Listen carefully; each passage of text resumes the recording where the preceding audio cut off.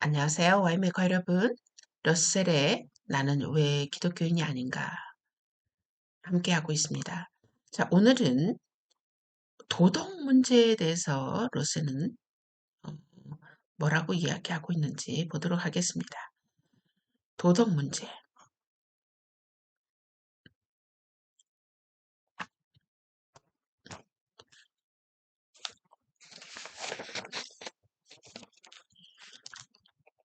다음으로 도덕 문제를 말해 보겠습니다.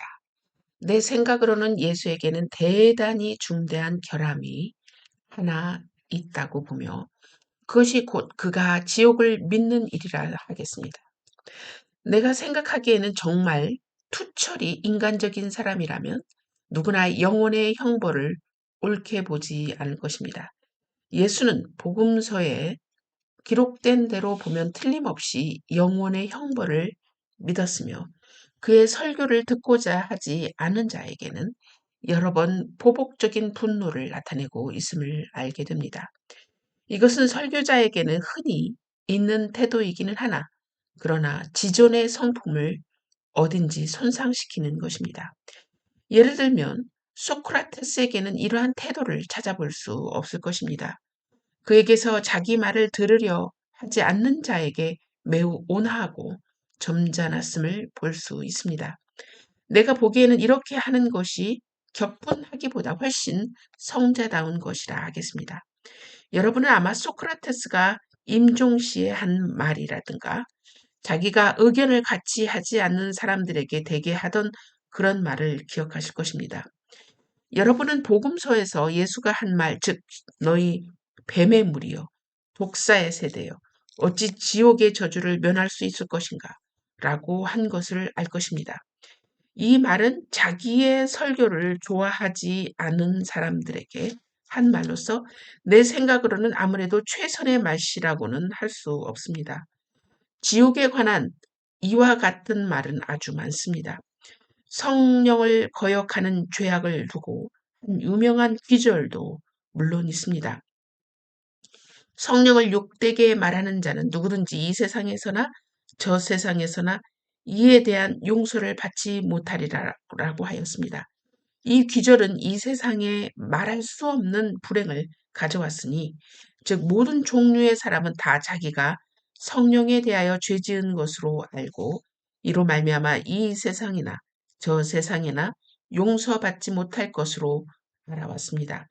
내가 생각하기에는 진실로 웬만큼 인정스러운 성품의 사람이라면 누구나 이러한 무섭고도 끔찍스러운 말을 이 세상에 퍼뜨리지는 않으리라고 봅니다. 또 예수는 말하기를 인자는 그의 천사를 보내어 그의 왕국에서 거역하는 자와 불의를 범하는 자를 거두어 이글거리는 불가마에 넣으려니 거기서 통곡하고 이를 갈리라 하였습니다.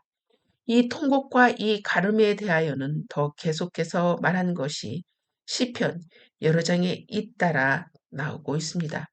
이것을 읽는 사람이 분명히 느낄 수 있는 것은 이 통곡과 이 가름을 머리에 그리면서 어떤 쾌감을 느끼고 있다는 것입니다. 그렇지 않고서야 이처럼 자주 나올 수 없습니다. 다음에는 양과 산양을 두고 한 말을 모두 기억하실 줄 압니다. 재림할 때 양과 산양을 분간하기 위하여 어떻게 산양에게 말하려고 했는가 들어봅시다. 너 저주받을 자여 내게서 떠나 영원의 풀 속으로 들어가라라고 하였고 이들을 영원의 풀 속에 넣으리라는 고도 하였으며 다음에는 또 말하기를 만약 너희 한 손이 거역하면 그 손을 끊을지니 병신이 되어 생명으로 가는 것이 두 손을 가지고 지옥으로 가기보다도 영원히 꺼질 수 없는 불 속으로 들어가기, 들어가기보다는 나으니라. 거기에는 구더기가 언제나 끓고 불이 꺼지지 않으니라고 하였습니다. 이 말을 예수는 되풀이하고 또 되풀이합니다.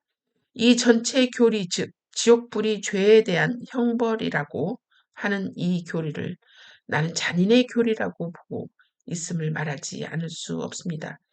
이는 잔인성을 이 세상에 퍼뜨린 교리이며 여러 세대의 잔인한 고문을 이 세상에 남겼습니다. 예수의 기록자들이 쓴 대로 예수를 볼 수 있다면 복음서의 예수는 이 점에서 확실히 어느 정도 책임이 있다고 생각하지 않을 수 없습니다. 이만큼은 중요하지 않은 것도 있습니다. 가다렌 지방의 돼지떼의 경우를 보면 비정스럽게도 귀신들을 이 돼지떼 속에 들어가게 하여 온 떼가 비탈로 내리달아 바닷속에 들어가게 하고 있습니다. 예수는 만능임을 기억하지 않으면 안 됩니다. 그러기에 그는 귀신들로 하여금 그냥 지나가게 할 수도 있었습니다. 그러나 그는 귀신들을 돼지들 속에 들여보냈습니다. 다음에는 무화과 나무의 기이한 이야기가 있으나 나는 늘 이해가 잘 가지 않았습니다. 무화과 나무의 경우는 잘 아시는 바와 같이 이렇게 되어 있습니다. 예수께서 시장길을 느끼시자 무화과 나무가 멀리 잎이 피어 있음을 보시고 혹시 먹을 것이 있을까? 그리고 가셨으나 이에 이르자 아직 무화과 나무가 열매 맺을 때가 되지 않아 잎사귀 밖에 아무것도 없음을 아시게 되었더라. 예수 이에 응답하여 말씀하시기를 아무도 앞으로 내 열매를 영원히 먹지 못하리라 하시니 베드로가 예수께 말씀드리기를 주여 주께서 저주하신 저 무화과 나무를 보소서 시들어 버렸나이다 라고 하였습니다. 이 이야기는 아주 기이하다고 보겠습니다. 왜냐하면 아직 무화과 나무의 열매 맺을 때가 되지 않았다고 그 나무를 나무랄 수는 없을 것이기 때문입니다. 나로서는 예수가 지혜에 있어서나 도덕에 있어서 역사상에 나타난 어떤 다른 분들과 동등하게 높다고는 느껴지지 않습니다. 나는 석가나 소크라테스를 이런 점에서 예수 이외에 놓아야 한다고 봅니다. 지난주에 어떤 지인하고 함께 이야기하는 시간이 있었습니다. 주일날 함께 우린 이사야서를 읽었는데 그 지인이 이런 말을 하더군요. 와우, 하나님은 너무 무섭습니다. 자기 마음에 들지 않으면 죽음이 그 자리에 놓여 있기 때문입니다. 라고 하는 이야기를 하며 성경은 정말 어떤 폭력적인 책임 그런 것처럼 자기는 느껴진다라는 고백을 했습니다. 저는 충분히 그가 그렇게 느낄 수 있는 거 이해한다고 이야기했습니다. C.S. 루이스도 이런 얘기를 했죠. 예수님은 둘 중에 하나이다. 미치광이든지 미치광이이든지 만약에 그분이 미치광이가 아니라면 그분이 이야기한 것을 우리는 진지하게 생각해야 된다.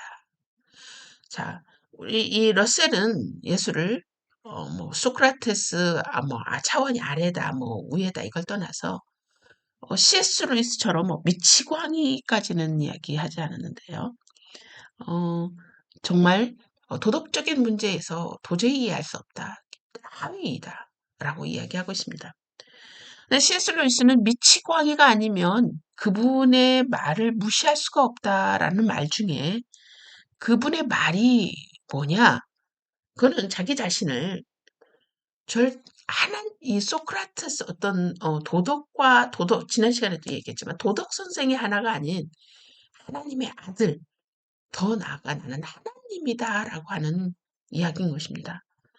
자, 우리는 그러면 둘 중에 하나를 선택해야 되거든요. 미치광이냐 아니면 하나님이냐. 하나님의 속성을 가진 하나님이냐, 하나님의 아들이냐, 성자이냐. 이 둘 중에 선택을 해야 되는데 만약에 미치광이가 아닌 하나님의 아들로서 또 하나님으로서 우리가 그분의 행적을 바라보게 된다면 우리는 그분의 말들이 이해가 되어지는 것입니다. 첫째, 자기가 만든 세상이 엉망진창이 되었다. 엉망진창이 되었지 않습니까? 자, 그러면 이 자기가 만든 세상을 엉망진창된 거에 대해서 그냥 가만히 있어야 되는 건가? 그냥 무관심해야 되는 건가? 어, 될 대로 되라고 해야 되는 건가? 이제 이것도 우리가 한번 생각해 봐야 되겠고요. 자신이 만들어 놓은 세상에 자신이 규칙을 만드는 거에 대해서 우리가 왈가해 볼 수 있는가? 자, 여러 가지 우리가 이유가 있는데, 음, 우리가 지금 러셀이 제기한 그런 많은 구절들은 이제 우리가 성경을 그 구절을 공부해보면서 어떻게 이야기하고 있는지 이제 자세하게 나오겠지만 일단은 러셀이 이야기한 것처럼 도저히 이해할 수 없다. 그리고 다 인정하면서 그러나 제가 이 루이스는 맞다. 정말 미치광이 같다. 그런데 우리가 그를 미치광이로만 볼 수가 없는 이유가 있다. 왜냐하면 그의 행적이 그의 어떤 그에 대한 이 증거가 증인이 또 성경이 그의 말을 그냥 무시하기에는 평범한 미치광이라고는 볼 수 없다. 그렇다고 한다면 우리는 선택을 해야 되는데 둘 중에 하나를 선택해야 된다는 거죠. 미치광이냐 하나님이냐. 자, 하나님이었다라고 본다면 그의 그래도 그의 행동을 우리가 이해할 수 있는지 없는지 그래도 나는 이해할 수 없다. 그러면 그렇다고 한다면 이제 그 이해할 수 없는 거죠. 그렇게 생각이 되는데 자 그래서 충분히 이 러셀이 고민하고 정말 도저히 난 기독교를 이해할 수 없고 이런 자를 신봉하는 거에 대해서 이해할 수 없다. 충분히 이해합니다. 자, 그런 의미에서 또 다음 시간 또 계속되고 또 러셀의 생각을 듣는데